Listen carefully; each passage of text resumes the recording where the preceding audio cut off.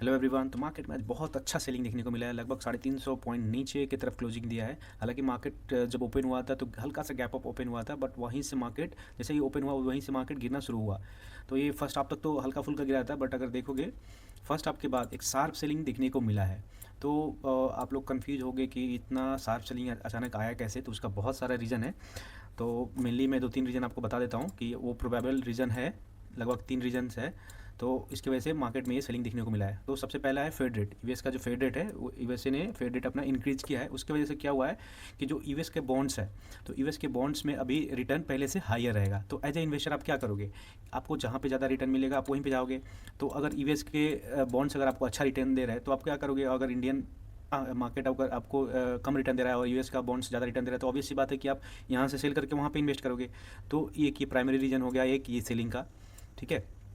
दूसरा क्या हो गया कि यूएस और ईरान का जो वार का टेंशन चल रहा है वो अभी भी कुछ कंक्लूड नहीं हुआ है। उसकी वजह से क्या हुआ कि क्रूड ऑयल में भी प्राइस हाइक दिखा था।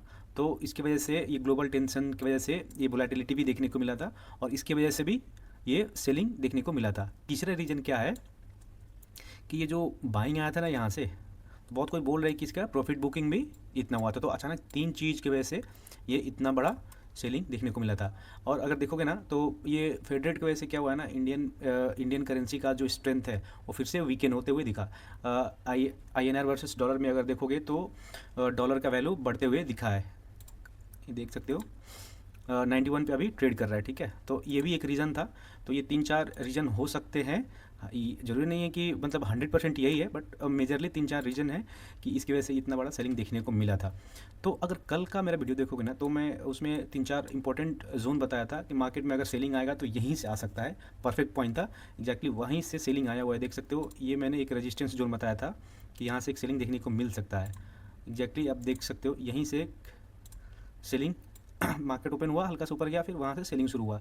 और ये जो जोन है इसको बताया था मैंने एक अच्छा सपोर्ट जोन। यहीं पे आकर मार्केट ने क्या किया, हल्का सा सपोर्ट लेकर ऊपर की तरफ क्लोजिंग दिया है। ठीक है। तो ये तो एक छोटा पिक्चर में। अगर बड़ा पिक्चर में भी देखोगे ना, 1 डे के टाइम फ्रेम पे देखोगे तो 1 डे के टाइम फ्रेम पे भी मैंने बताया था कि जैसे मार्केट कैसे मूव होता है, जिगजैग टाइप में मूव करता है।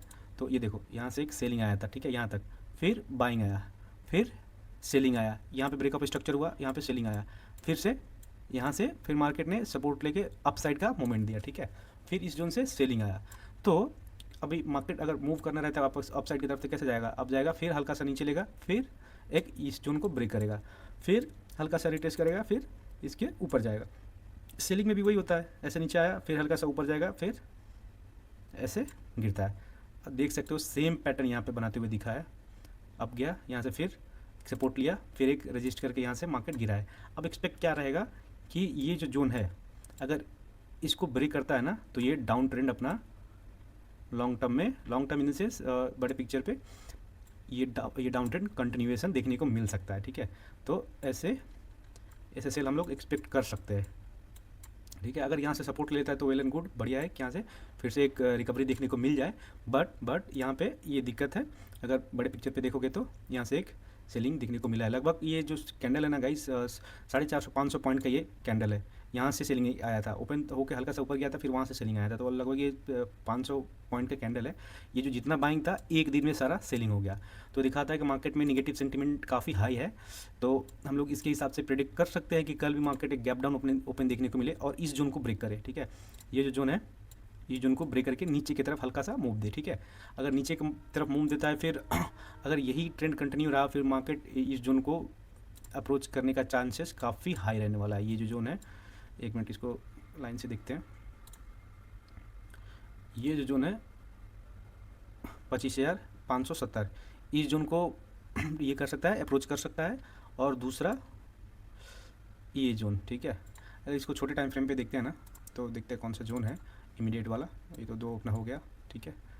यहाँ से सपोर्ट भी ले सकता है वैसे, क्योंकि यहाँ पे अच्छा सपोर्ट जोन यहीं से बाइंग आया था। तो अपना तो ये रेजिस्टेंस जोन, तो ये अभी भी ये एक्टिव रेजिस्टेंस जोन रहने वाला है। ये दोनों जोन अभी भी एक्टिव रेजिस्टेंस जोन हमारा ये रहने वाला है। और नीचे की तरफ जाता है ना, डाउन साइड की तरफ, तो डाउन साइड की तरफ तो फिर तो सपोर्ट बहुत नीचे है गाइस, इधर कुछ सपोर्ट नहीं है। यहीं था तो यही है। एक यहाँ पे 24,941, यहाँ पे भी हल्का हल्का फुल्का सपोर्ट ले सकता है, क्योंकि यहाँ से भी हल्का फुल्का बाइंग, 2 बार बाइंग देखने को मिला। देख सकते हो यहाँ पे 2 बार बाइंग आया था, एक यहाँ पे और एक यहाँ पे, ठीक है। तो इस जोन को भी 24,925 को भी सपोर्ट ले सकता है। अगर ले लिया तो बढ़िया, अगर नहीं लेता है फिर यहाँ से दिक्कत हो सकती है, ठीक है। और ये जो जोन है ना, यहाँ से जो इतना बड़ा गैप अप ओपन हुआ था, ये तो टैरिफ के न्यूज़ की वजह से हुआ था।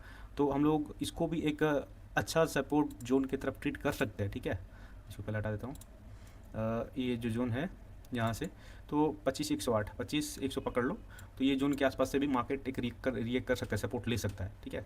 तो ये अपना अच्छा सपोर्ट जोन रहने वाले, ये इतना पॉइंट जो है आप मार्क करके रखो, उसके हिसाब से सेलिंग प्लान करना। कल मैंने बताया भी था कि अगर मार्केट इसको ब्रेक करता है, अगर बाइंग आता है तो यहाँ तक प्लान करना, फिर अगर इसको ब्रेक करता है तब भी बाइंग का प्लान करना। बट यहाँ से क्या हुआ, सेल का मोमेंट आया, फिर मैं बोला था इस जून के नीचे आया था, फिर आप सेल प्लान कर सकते हो और यहाँ तक सेल प्लान कर सकते हो। एग्जैक्टली वैसे ही हुआ है, यहाँ से रैपिडली एकदम डायरेक्शनल मूव दिया है आज। अगर आप इंडिया विक्स भी देखोगे तो 10% से बढ़ा हुआ है, और इंडिया विक्स भी 13 क्रॉस कर चुका है आज। तो ये क्यों हुआ, ये एक डायरेक्शनल सेलिंग की वजह से, एकदम वन डायरेक्शन में गिरती है, नहीं कि जिग जगह से डायरेक्ट सेलिंग आया, यहाँ से हल्का सा पुल बैक लिया था, फिर एकदम स्ट्रेट गिरा हुआ है। तो ये काफ़ी अच्छा है, अगर ऑप्शन बाइंग में जो होल्ड किया होगा तो अच्छा अच्छा खासा आज पैसा भी बनाया होगा।